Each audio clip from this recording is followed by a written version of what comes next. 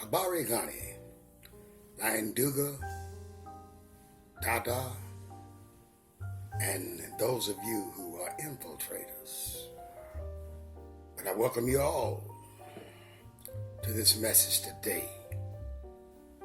I shall make it as short and succinct as I possibly can.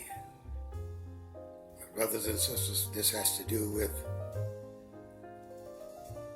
African liberation globally. In other words, it's a part of Pan-Africanism. My brothers and sisters, we suffer similar plights wherever we are in the world, whether it's in the Far East, India, Asian islands, Australia, South Vietnam, pockets of the so-called Middle East, throughout the motherland, United States, Mexico, Central America, the Caribbean islands, Bolivia, Brazil, and several other countries in South America. My brothers and sisters, we are one. We are one. But we have different concepts about what liberation means. Liberation means totally free, liberated, not oppressed by anything. So when we talk about liberation and revolution, revolution means the overturning of the government, creating a new government altogether. But even with a new government, that doesn't guarantee equality for every group, ethnic, racial, or otherwise, within that context. So my brothers and sisters, I'm getting a wee bit off the subject because I enjoy this subject, talking about our great ancestors and our currently great people and our super great descendants. My brothers and sisters, let me advise you of this. We have two options in the USA for getting our liberation. One, we can leave the United States back to Africa,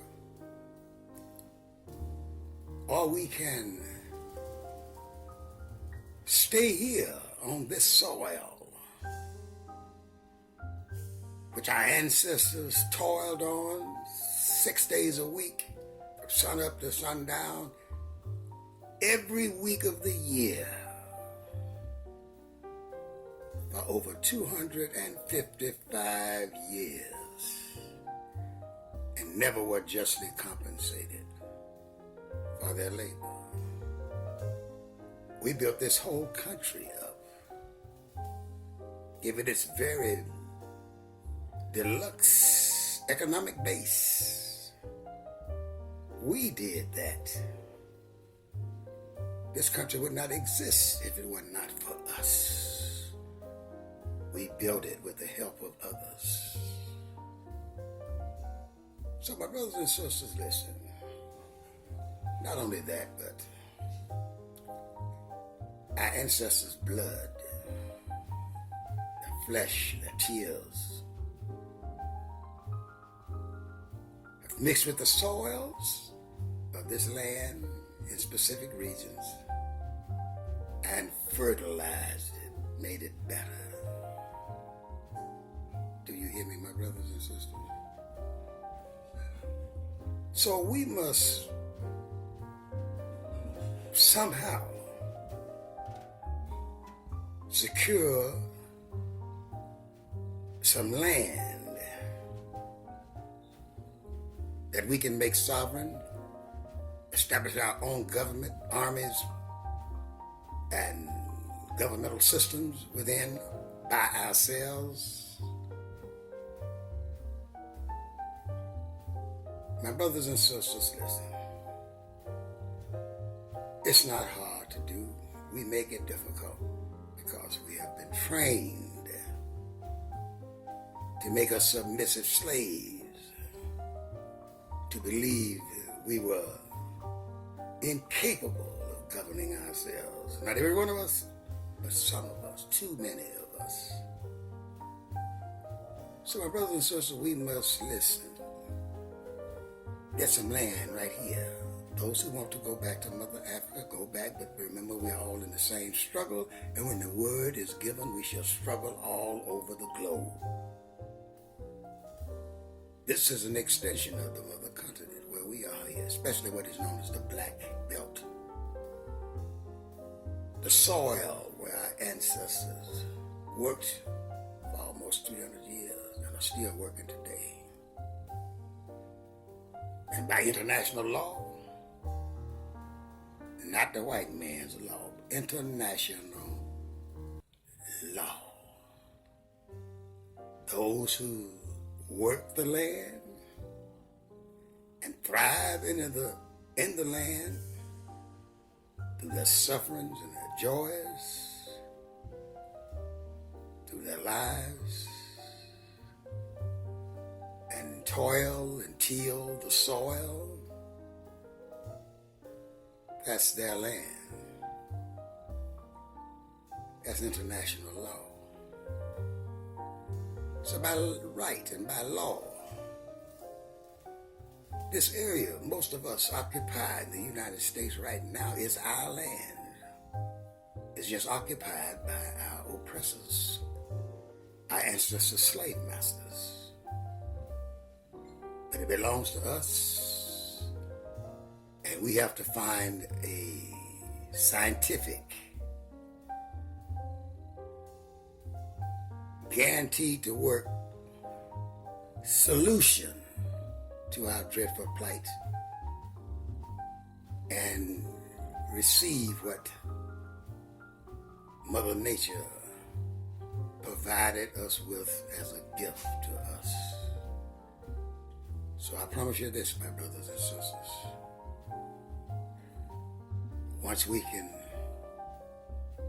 free the mind, lift the veil from the mind, let light into the darkness in the mind, once we can accomplish this,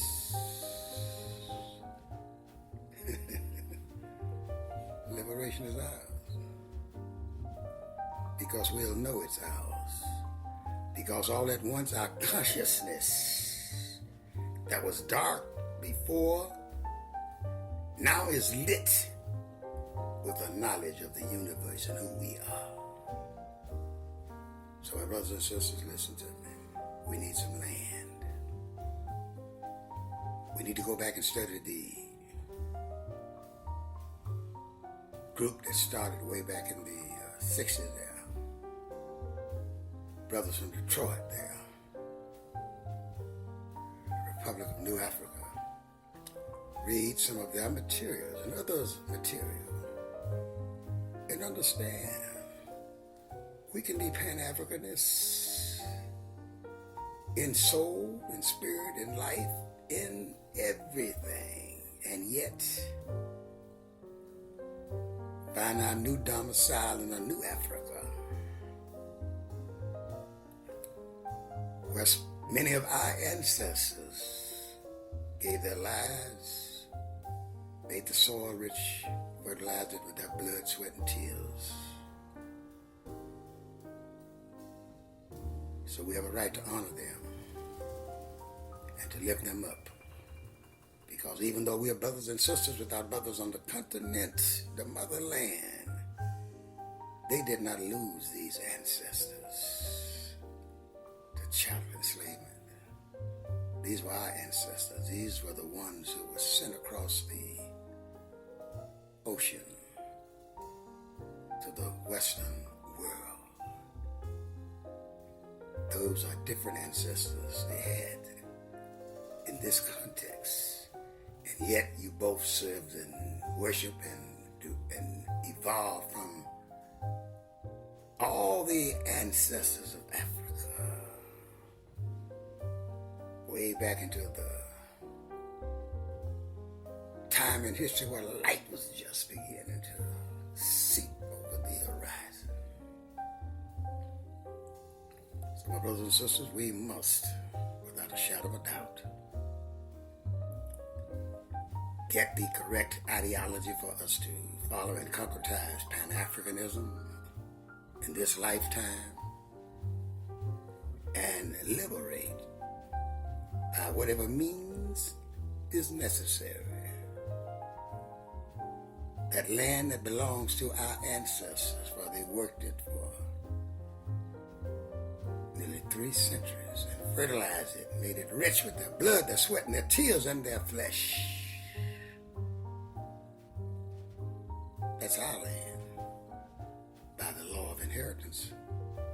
By whatever the ancestors gained in life, negative or positive, is bequeathed automatically to the descendants. So, as a descendant of those brave African people who lost their lives, gave their sweat and toil and everything for nothing, or rather it was taken from them, they didn't give it. To all of those, we want you to know we give you honor and praise, and we're going to stick it out and fight right here. And those of us who want to go back to the motherland can go back, but it's one struggle. When the word is given, we shall strike as one on the global level. Once again, Mindua, Nadada. Peace, Hotep, and liberation to each and